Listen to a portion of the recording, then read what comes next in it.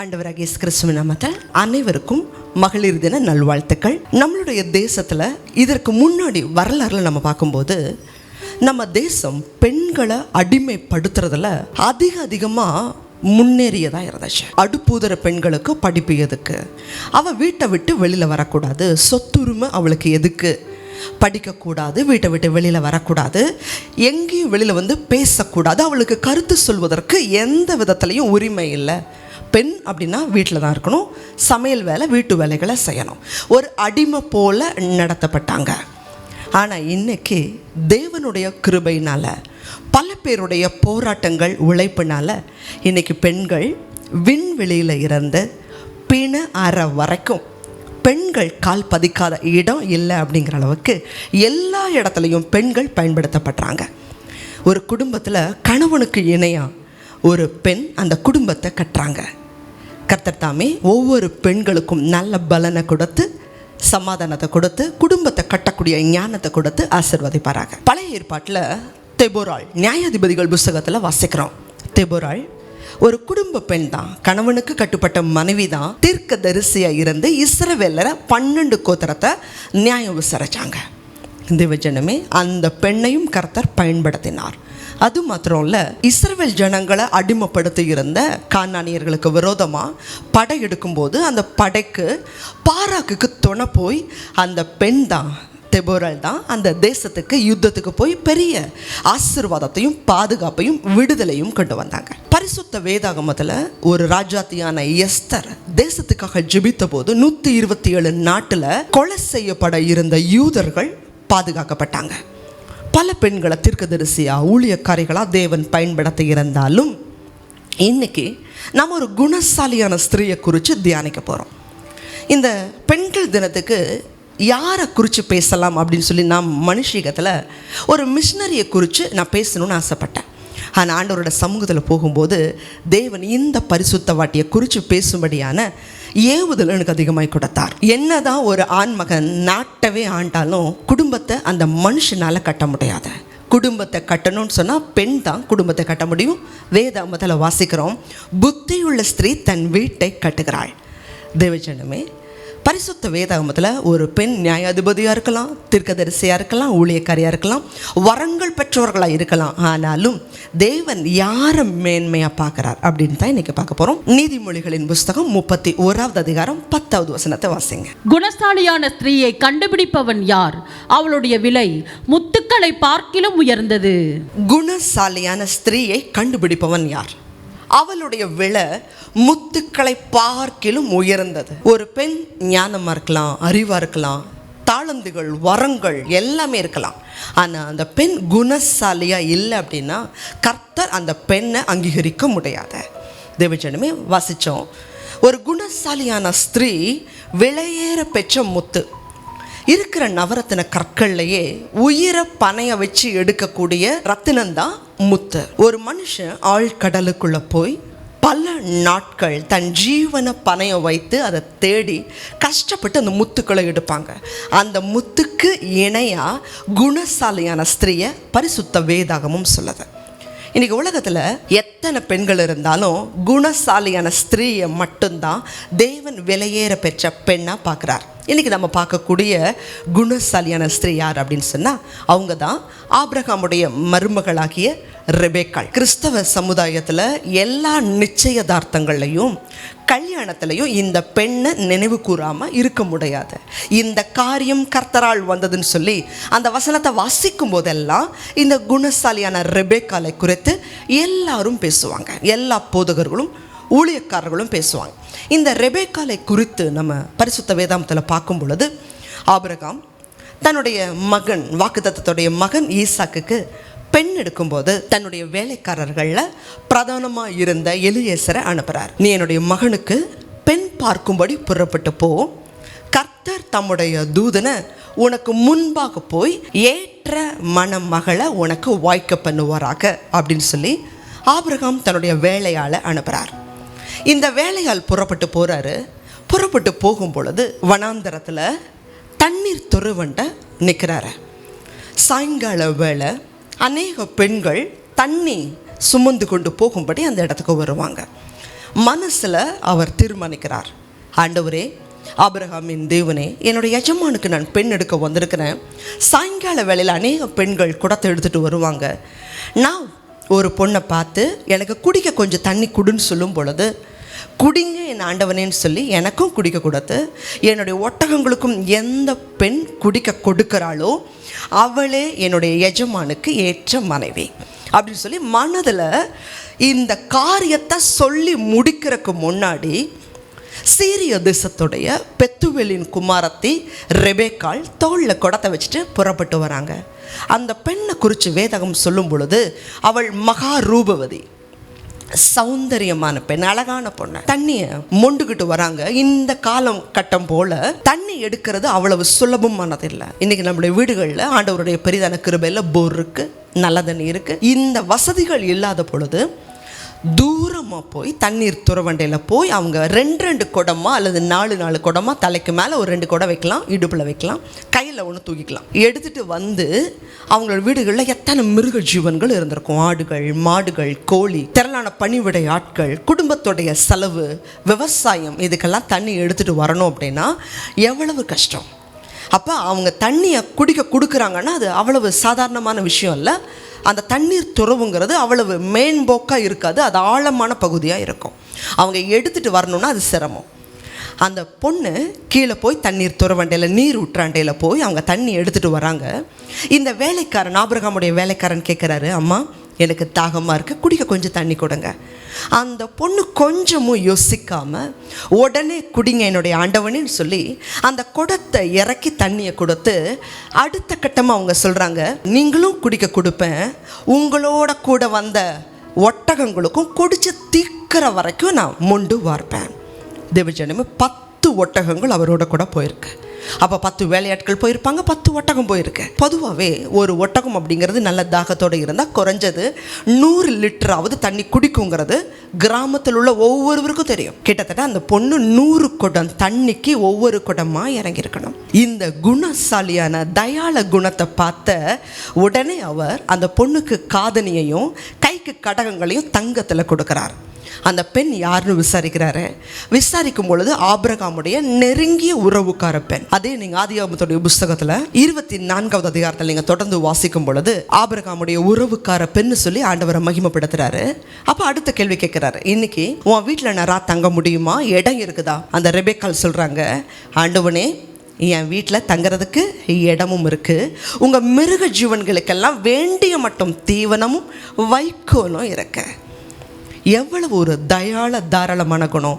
இந்த குணம்தான் அந்த பொண்ணை செல்வ சீமானாகிய ஈசாக்குக்கு மனைவியாக மாத்துச்சு.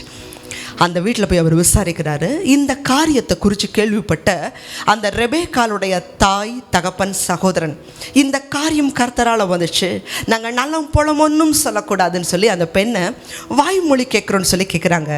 அப்போ அந்த பொண்ணுகிட்ட கேட்குறாங்க, இந்த மனுஷனோட நீ போறியா? அப்போ அந்த பொண்ணு சொல்கிறாங்க, இந்த மனுஷனோட நான் போகிறேன். ஒரு தெளிவான முடிவெடுக்கக்கூடிய இடத்துல அந்த ரெபேக்காள் இருக்கிறாங்க. அதே போல் இந்த மனுஷர்களை குறித்து தன் வீட்டாருக்கு அந்த பெண் அறிவிக்கிறாங்க. இன்றைக்கி நம்மளோட பெண் பிள்ளைகளை வளர்க்குறோம். வெளியில் நடக்கிற நிறைய விஷயங்களை தாய் தகப்பனுக்கும் சகோதரனுக்கும் அவங்க அறிவிக்கிறதில்ல. இன்றைக்கி ஃபேஸ்புக், இன்ஸ்டாகிராம், பல இடங்களில் நட்புகளை தேடுறாங்க, ஆனால் குடும்பத்துக்கு தெரியாது. இது அநேக பெண் பிள்ளைகளுடைய பாதுகாப்புக்கு அபாயமாக மாறுது. உங்கள் பிள்ளைகளை நீங்கள் வளர்க்கும் பொழுது அவங்களுக்கு நீங்கள் ஒரு குறிப்பிட்ட வயசுக்கு மேலே போயிட்டா தயவு செய்து ஒரு ஃப்ரெண்ட்லியாக அவங்கள்ட்ட நீங்கள் மூவ் பண்ணுங்கள். எல்லா காரியத்துக்கும் நீங்கள் ஏற்ற ஆலோசனை கொடுக்கணும். அவங்க ஏன் பயப்படுறாங்க அப்படின்னா, அது எப்படி எடுத்துக்குவாங்களோ, நம்மளை ஸ்கூலுக்கு அனுப்பாமல் போயிடுவாங்களா, நம்மளை காலேஜ் அனுப்பாமல் போயிடுவாங்களா, நம்மளை வேலைக்கு அனுப்பாமல் போயிடுவாங்களா, அதை நீங்கள் மாற்றணும். எந்த காரியமாக இருந்தாலும் பெற்றவங்களாக எங்ககிட்ட நீ மறைக்கக்கூடாது. 2 பேருக்குள்ள, தாய் தகப்பனுக்கும் பிள்ளைகளுக்குள்ள சரியான நட்பை நீங்கள் வளர்த்துக்கோங்க. பிள்ளைகள்கிட்ட எதையும் மறைக்கிறத ஊக்குவிக்காதீங்க. 2வது, ரெபேக்காளுக்கு இருந்த ஒரு சிறந்த குணம், இந்த அந்நியரை இந்த ரெபேக்காள் உபசரிக்கிறவங்களா இருந்தாங்க. இந்த குணம் தேவனுடைய பார்வையில் எபிரேயர் 13:2 வாசிக்கிறோம், அந்நியரை உபசரிக்க மறக்காதீங்க, இதனால அவங்களுடைய அறியாமையினால தேவதூதர்களையும் உபசரித்தார்களே. 1 பேதுரு 4:9 வாசிக்கிறோம், முறுமுறுப்பில்லாம ஒருவருக்கொருவர் உபசரிங்க. இன்னைக்கு குணசாலியான ஸ்திரீ தேவனுடைய பார்வையில் விலையேற பெற்ற முத்து. இன்னைக்கு நம்ம அநேக பிள்ளைகள் ஆண்டவரை ஏற்றுக்கொள்கிறோம், சபைக்கு போகிறோம், ஆண்டவரை இயேசு கிறிஸ்துவை அளவில்லாமல் நேசிக்கிறோம், வேதத்தை வாசிக்கிறோம். ஆனால் நீங்கள் அந்த குடும்பத்தில் குணசாலியான ஸ்திரீயாக இருக்கிறீங்களா?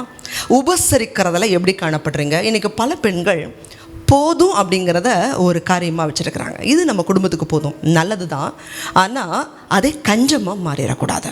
சிக்கனம் நல்லது தான், ஆனால் கஞ்சமாக இருக்கக்கூடாது. நம்ம வீட்டை தேடி வரும் பொழுது அவர்களை உபசரிக்கிறது தேவனுடைய பார்வையில் மிகுந்த அது விலையேற பெற்ற காரியமாக இருக்கு.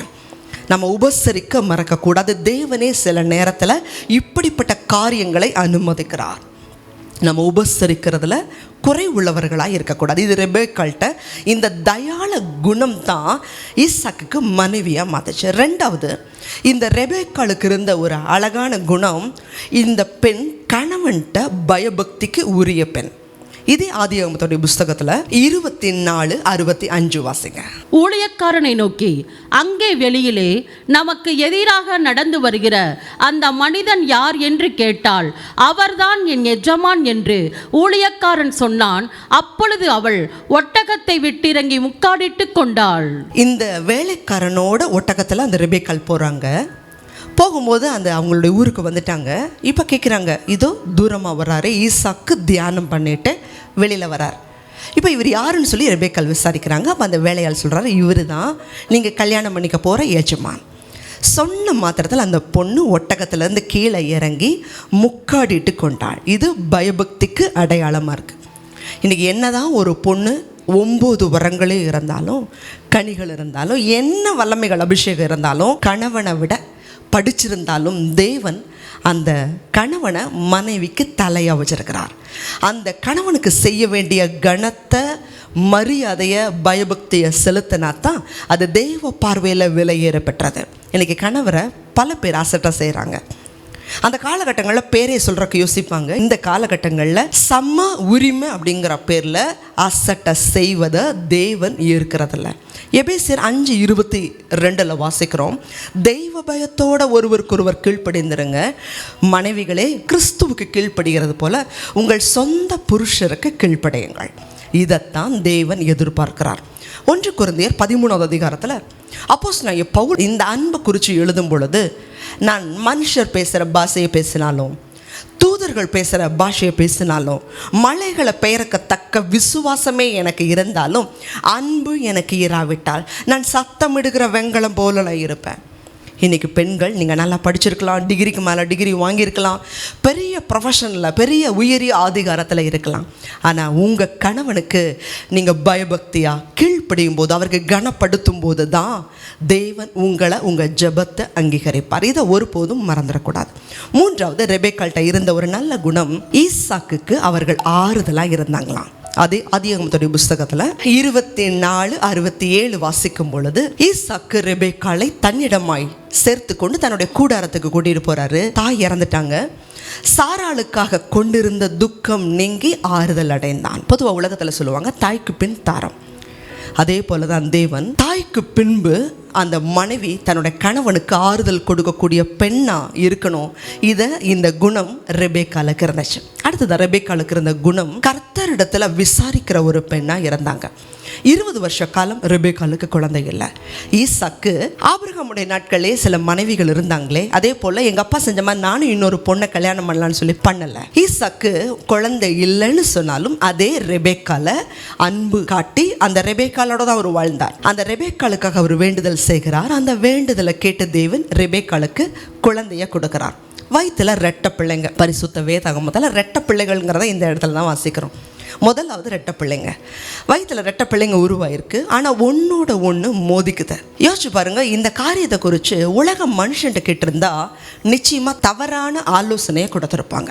ஆனால் இந்த ரெபேக்காள் தன்னுடைய காரியங்களை கர்த்தர்ட்ட விசாரிக்கிற பெண்ணா இருந்தாங்க. வாசிக்கலாம், ஆதியாகமம் 25:23. அதற்கு கர்த்தர், 2 ஜாதிகள் உன் கர்ப்பத்தில் உண்டாயிருக்கிறது, 2 வித ஜனங்கள் உன் வயிற்றிலிருந்து பிரியும், அவர்களில் ஒரு ஜனத்தார் மற்ற ஜனத்தாரை பார்க்கிலும் பலத்திருப்பார்கள், மூத்தவன் இளையவனை சேவிப்பான் என்றார். இதை விசாரிக்கும் போது ஆண்டவருடைய வார்த்தை வருது, 2 ஜாதி பிரியும், மூத்தவன் இளையவன் சேவிப்பான், 2வது சந்ததி ஆசீர்வாதமா இருக்கும். இந்த காரியம் ரெபேக்காளுடைய மனதில் பதிஞ்சிருந்துச்சு. பொதுவாக பெருசாகும் பொழுது இந்த குழந்தைகள் தான் ஏசா, யாக்கோபு.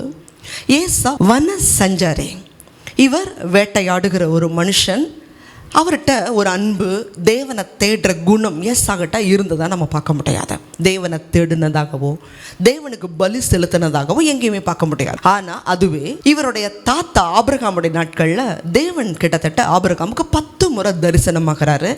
தேவன் எப்பெல்லாம் தரிசனமாகிறார் அப்பெல்லாம் பலிபீடத்தை கட்டி ஆபிரகாம் தொழுது கொண்டார். ஆனால் ஏசாவுடைய நாட்களில் கர்த்தரை தேடவோ பலிபீடம் கட்டவோ அந்த ஆண்டவருடைய ஆசீர்வாதத்தை விரும்பினதாக தெரியல. ஆசீர்வாதம் மாத்திரம் வேணும், ஆனால் கர்த்தரை தேடக்கூடிய உயரிய பண்பு ஏசா கிட்ட இல்லை. இந்த குணத்தில் அநேகருக்கு இன்னைக்கு ஒரு சந்தேகம் இருக்கும். இந்த ரெபேக்காள் ஆரம்பத்தில் குணசாலியாக தானே இருந்தாங்க, ஆனால் வரக்கூடிய நாட்களில் ஏன் மூத்த மகனுடைய ஆசீர்வாதத்தை ஏமாற்று இளைய மகனுக்கு வாங்கும்படி செஞ்சாங்க? இந்த இடத்துல தவறிட்டாங்களே நினைக்கலாம். ஆனால் இதே நம்ம இன்னொரு பார்வையிலையும் பார்க்க முடியும். என்ன அப்படின்னா, ஆண்டவர் வயிற்றில் இருக்கும்போதே மூத்தவன் இளையவனை செவிப்பாங்கிற வாக்குத்தத்தின் பிரகாரம் அந்த பெண் வளரும் பொழுது, ஏசா யாக்கோபு வளரும்போது பார்க்குறாங்க, யாக்கோபு கிட்ட இருந்த குணம் வேற, ஏசா கிட்ட இருந்த குணம் வேற. மூத்தவனுடைய ஆசீர்வாதத்தை பெறுவதற்கு இளையவன் பாத்திரன்னு சொல்லி சரியான முடிவை ரெபேக்கால் எடுத்தாங்க. இன்னைக்கு தாய்மார்கள் பெத்த எத்தனை குழந்தையாக இருந்தாலும் ஒரே மாதிரி தான் நம்ம நேசிக்கணும். ஆனால் தவறு ஒரு குழந்தை இருந்தாலும் அதை சுட்டி காட்ட வேண்டியது நம்மளுடைய அவசியமாக இருக்குது. தேவன்கிட்ட விசாரித்து அதன்படி நடக்கிற பெண்ணாக ரெபேக்கா இருந்தாங்க. நம்ம தொடர்ந்து இந்த வேதாகமத்தில் பார்க்குறோம், எத்தனை பெண்கள் இருந்தாலும் குணசாலியான பெண்ணை மட்டும்தான் தேவன் நேசிக்கிறார், பரலோகமும் அங்கீகரிக்குது. இதே நீங்கள் 1 பேதுருடைய புஸ்தகத்தில் 3வது அதிகாரம் 1வது வசனத்துலேருந்து நீங்கள் வாசிக்கும் பொழுது இந்த குணஸ்தாலியான ஸ்திரீயுடைய குணங்களை குறித்து நீங்கள் அடுத்தடுத்து வாசிக்க முடியும். ஒரு பெண் தன் கணவன் திருவசனத்துக்கு கீழ்ப்படியாமல் இருக்கலாம், ஆனால் மனைவி திருவசனத்தை ஏற்றுக்கொண்டு இருந்தால், கர்த்தருடைய பிள்ளையாக இருந்தால், அந்த பெண்ணுடைய பயபக்தியை பார்த்து, கற்புள்ள நடக்கையை பார்த்து போதனையே செய்ய வேண்டாம், அந்த கணவனை ஆதாயப்படுத்திக்குவாங்க. இது எப்படி சாத்தியம் அப்படின்னா, கணவனை சுய பலத்தில் ஆதாயப்படுத்த முடியாது. அந்த பெண்ணுக்காக, அந்த பெண்ணுடைய சாந்தம், அமைதல், பயபக்தியை பார்க்கிற தேவன் அந்த பெண்ணுக்காக நிச்சயம் யுத்தம் செய்வார். 4வது வசனத்தை வாசிங்க. அழியாத அலங்கரிப்பாய் இருக்கிற சாந்தமும் அமைதலும் உள்ள ஆவியாகிய இருதயத்தில் மறைந்திருக்கிற குணமே உங்களுக்கு அலங்காரமாய் இருக்க கடவது, அதுவே தேவனுடைய பார்வையில் விலையேற பெற்றது. பரிசுத்த வேதாகமத்தில் ஒரு பெண்ணுக்கு படிப்பு, அறிவு, ஞானம், அவளுடைய வரங்கள், வல்லமைகள், மேன்மை, இதையெல்லாம் விலையேற பெற்றதுன்னு சொல்லலை. அவளுடைய இருதயத்தில் மறைந்திருக்கிற அமைதல், சாந்தம், அவள் கணவனை கனப்படுத்த, பெரியவங்களை உபசரிக்கிறது, பெரியவங்களை மதிக்கிறது, இப்படிப்பட்ட குணசாலியத்தான் தேவன் விலையேற பெற்றவளா பார்க்கிறார். தேவஜனமே, நீங்க ஆண்டவருடைய பார்வையில விலையேற பெற்றவங்களா இருக்கணுமா? தேவனுடைய ஆசீர்வாதம் உங்களை தேடி வரணுமா? ஒருவேளை நீங்கள் நினைக்கலாம், நான் மற்றவங்க மாதிரிலாம் படிக்கல, மற்றவங்க மாதிரி உயரிய வேலை இல்லை, மற்றவங்கள மாதிரி நான் டேலண்ட் எனக்கு இல்லை, எது இல்லைனாலும் சரி, உங்களுடைய குணாதிசயம் தேவனை பிரியப்படுத்துகிறதா இருந்துச்சுன்னா தேவனுடைய முழு ஆசீர்வாதமும் உங்களையும் உங்கள் குடும்பத்தையும் உங்கள் சந்ததியும் நிச்சயம் தேடி வரும். ரெபேக்காளுடைய சந்ததியில் தான் நீங்களும் நானும் ஆராதிக்கிற ஆண்டவராகிய இயேசு கிறிஸ்துவே பிறந்தார். தேவஜனமே, அவ்வளவு மேன்மையும் பாக்கியமும் அந்த பெண்ணுடைய குணாதிசயம்தான் அந்த பெண்ணை உயர்த்திச்சு, ஆசீர்வதிச்சது. ஆண்டவராக இயேசு கிறிஸ்துவ அந்த பெண்ணுடைய வம்சத்தில் பிறக்கும்படி கிருபையும் கிடைச்சது. இன்றைக்கி உங்களுடைய வாழ்க்கையில் எந்த ஞானம் அறிவு இல்லைனாலும் உங்களுடைய மறைந்திருக்கிற குணம், அதை பார்க்கிற தேவன் நிச்சயமாக உங்களையும் உங்கள் சந்ததியும் தேவன் ஆசீர்வதிப்பார். ஜெபிக்கலாம். அதிகமாக நேசிக்கிறீங்களா அன்புள்ள ஆண்டவரே? வேதாகமத்தில் எத்தனை பெண்கள் இருந்தாலும் குணசாலியான ரெபேக்காலை குறித்து இன்றைக்கி எங்களோட தேவனப்பா நீங்கள் பேசினதுக்காக நன்றி. அந்த ரெபேக்காலுடைய தயாள குணம் பெரிய ஆசீர்வாதத்தை கொண்டு வந்தாச்சு. எங்களுடைய வாழ்க்கையில் நாங்களும் கூட உபசரிக்கிறதில், கணவனை கனப்படுத்துறதில், தேவனுக்கு முன்பாக எல்லாவற்றிலும் தேவனை பிரியப்படுத்துகிறவங்களா, வசனத்துக்கு கீழ்ப்படுகிறவங்களா, எங்கள் குடும்பத்தை ஆதாயப்படுத்தி கொள்கிறவங்களா எங்களை மாற்றி கொடுங்கப்பா. இந்த தேவ செய்தியை பார்க்குற ஜனங்க தகப்பனே, இப்படியெல்லாம் இருந்தால் என்ன தவறாக உலகம் நினைக்குமா, ரொம்ப கோலன்னு நினைக்குமா அப்படின்னு சொல்லி உலகத்தார் வேணால் நினைக்கலாம். ஆனால் உங்களுடைய பார்வையில் அது மட்டும்தான் ஆசீர்வாதத்தை கொண்டு வருங்கிறத எங்களோட கூட பேசுனீங்கப்பா. இந்த தெய்வ செய்தியை பார்க்குற ஒவ்வொரு பெண்களும் தேவனுடைய பார்வையில் விலையேற பெற்ற முத்துக்களாக இருக்கட்டும். ஆண்டவரே ஆசீர்வதிங்க, நடத்துங்க. தேவனுடைய பார்வையில் விலையேற பெற்றவர்களாய் மாற கிருபை தாங்க. இயேசு கிறிஸ்துவின் மூலமாய் வேண்டிக் கொள்கிறோம் நல்ல பிதாவே, ஆமென்.